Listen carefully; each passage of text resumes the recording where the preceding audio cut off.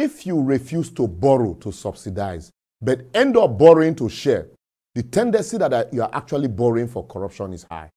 Palliative for poor politicians, PPP. In January 2017, the federal government under former President Muhammadu Buhari announced that he had begun the payment of 5,000 naira stipends to the poorest of poor Nigerians.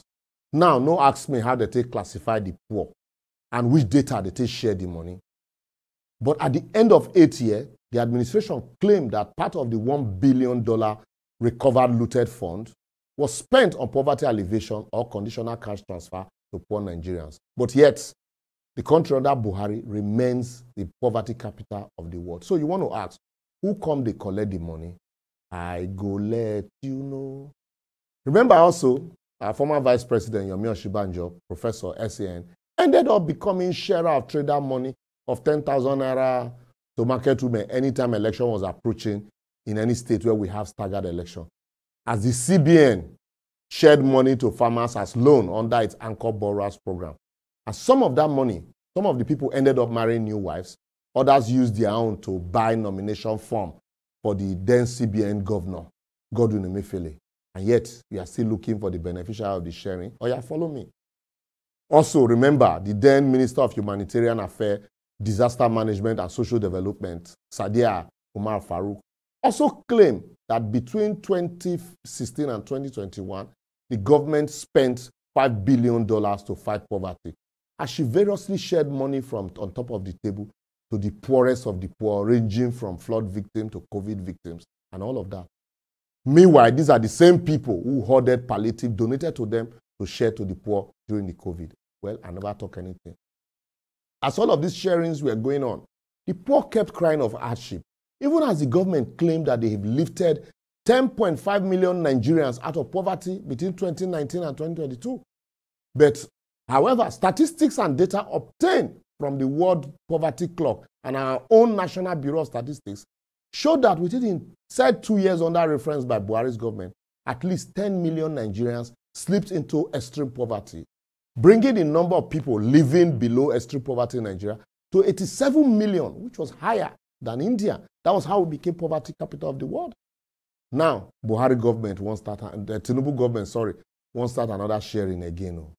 Why is in my last advocacy, I urge President Tinubu to investigate the subsidy payment before any other sharing.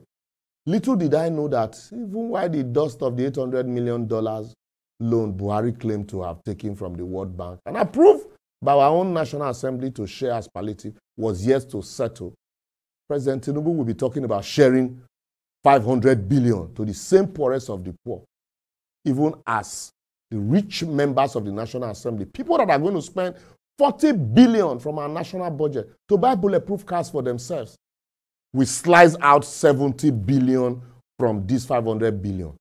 Why? Are they among the poorest of the poor? Where is the initial $800 million loan approved by the National Assembly for Buhari's administration as palliative or subsidy removal? Also, I want to ask, what has happened to the 400 billion we were using to subsidize fuel monthly? I presuppose that that money is saved now and is being plowed into something. Where then plow into? I mean, they just add 100 billion to the savings to share as palliative. Also, I want to ask, if we say subsidy was borrowing for consumption, why do we now need to borrow to share to people? Is that not borrowing for consumption also? Which database we want to share the 8K? How do you determine poorest of the poor? Well, when you put all of these together, the only answer you will get, my brother, is that in Nigeria, politicians are actually the poorest of the poor. Because if they are not poor, they won't steal what they don't need. I will therefore advocate that President Tinubu should remember that President Buhari came into office with a lot of high hopes, but he frittered it away. He, President Tinubu, might have come into office with a legitimacy baggage, but he can become a hero if he refuses to toe the path of his predecessor by applying this palliative fund into critical sectors like local agriculture, local transportation for goods and services, properly monitored for enforcement, and at the end, truly lift people out of poverty and become a hero of democracy. Otherwise, if he starts sharing to politicians like Buhari, the poor will be further pushed into poverty, and his government will be worse than that of Buhari. The ball is in his court. Well, it's a fine place to leave it for this week. For other episodes, simply follow us on all our social media platforms showing on your screen, and you see loads of them there. For only a madman does the same thing over and over again and expect a different result. I be with a mad.